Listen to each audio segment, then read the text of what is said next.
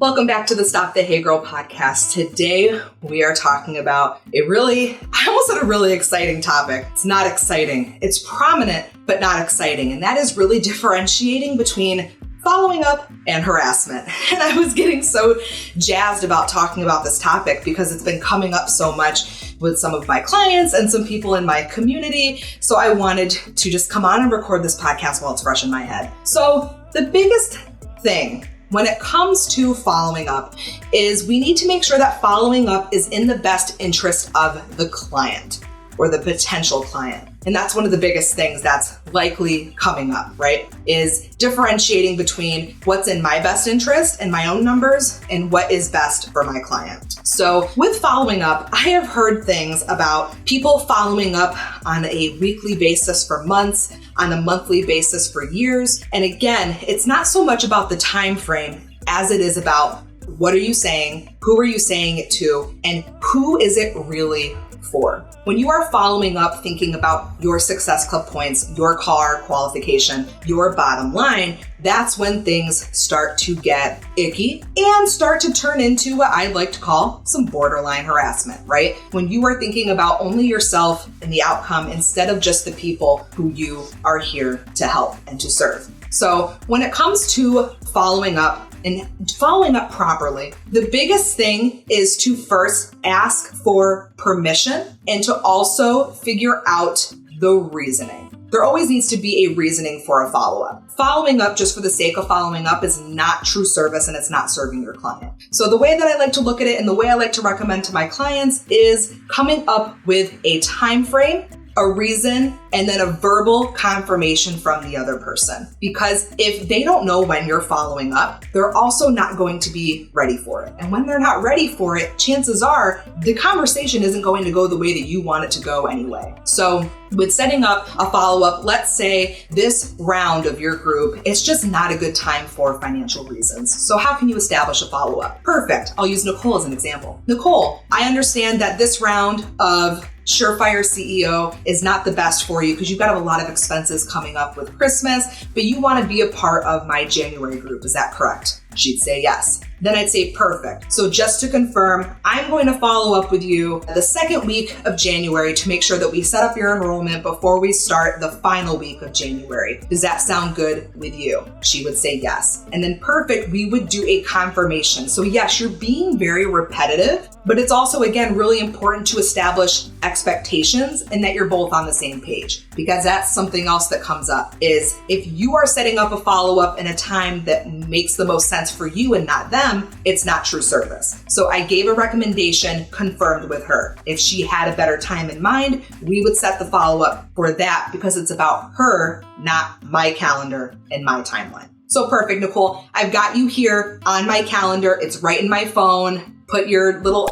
a cute little emoji for you on there that I'm going to give you a call January 12th, or we'll say January 11th, which I know is a Monday. So we're going to touch base around 5 o'clock because I know that works for you, right? Perfect. I'm going to give you a call and we'll get you set up. Does that sound good? Or is there another time that's better? She'll say, that sounds good. What you can even do is send people a calendar invite, because with the follow-up process, we are following up with someone with the intention of serving them, and they are setting this follow-up time with the intention to sign up. Because without a system of following up, what we are doing is chasing people. We're chasing people, hoping and praying and crossing our fingers and toes that they sign up because, what if Nicole is the only thing standing between me and my car qualification? What am I going to do?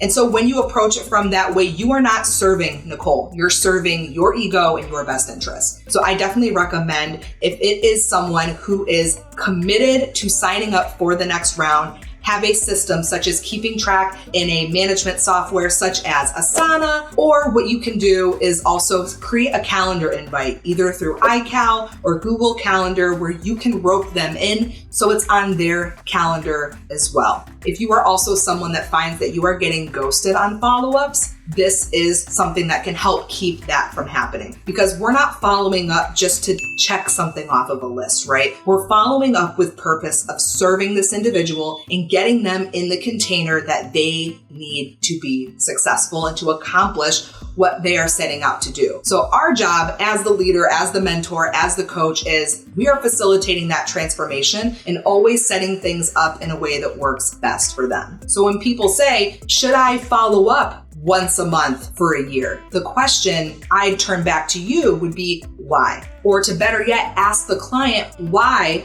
following up at this rate is happening. Because if someone wanted to sign up with you, they would tell you when. And something we really need to differentiate here is if someone is stringing you along because they're just trying to be nice, because that's often what it is. People are wanting to be nice. They don't want to hurt your feelings. And that's something that I would ask. If I had set up after 2 follow-up appointments, and if someone is still playing games, I would ask, Nicole, I totally am so excited to help you accomplish X, Y, and Z in your business. But this is our second follow-up appointment and we just keep missing each other. So I want to ask you, is this really what you want? Is this container the one that's going to provide you the transformation that you know you need? Or are you just kind of avoiding me because you want to let me down easy? So this is something that's huge because again, my time is valuable. Your time is valuable. We're not here to be chasing people. So asking if someone needs you to follow up that many times, let's actually establish one follow-up time 6 months in the future if that's really what it needs to be, instead of chasing. Because your prospect, they need to know that your time is just as valuable as their time. And respect is also a huge thing here that goes a long way. But what you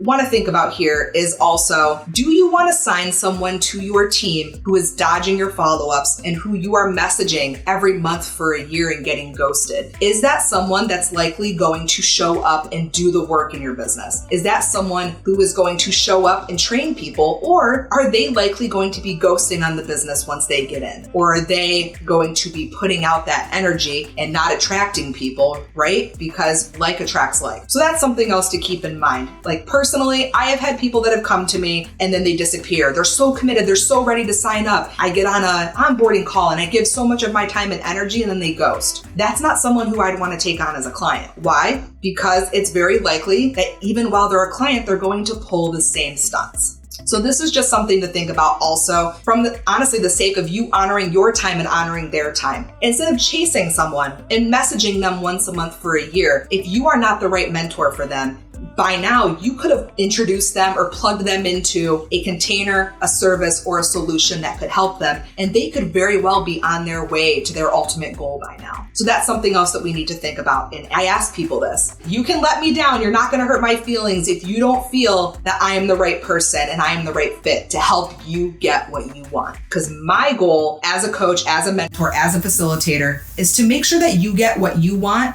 whether that's working with me or not. And so I want to strongly empower you to approach your business with that same energy. And let me tell you why in closing. When you do that, you will be energetically available for the right people to come in who are your people, who will show up and who will do the work. I know it's scary. I know hearing that and trusting the process is scary because oftentimes in your business, you're conditioned to do the complete opposite. But I want to show you another way and I want to empower you to make the decision of what's best for you, what's best for your time, what's best for your energy, and what's best for your prospective customers. I hope you loved this episode as much as I did. Please go ahead, shoot me a screenshot, tag me on stories, tell me your biggest takeaway so that I know what episodes to continue to bring you in year 2 of the Stop the Hey Girl podcast. Thanks for listening, and I'll catch you next Tuesday.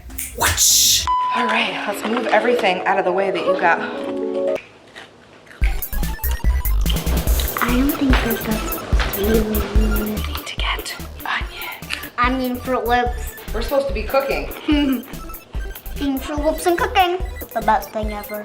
What is your favorite thing about?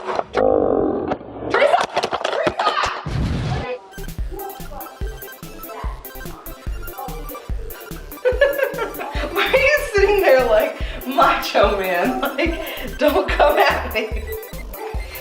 Onion. Right now I gotta help Daddy with chopping. Do you need my help with chopping? Pumpkin seed. That's cute. Your cranberries are like not the most exciting part. Where'd you go? He left me with the prop. I just want him to come and hang out and help me. And I can't talk today. Thanks, husband, for my Chipotle. You're the best.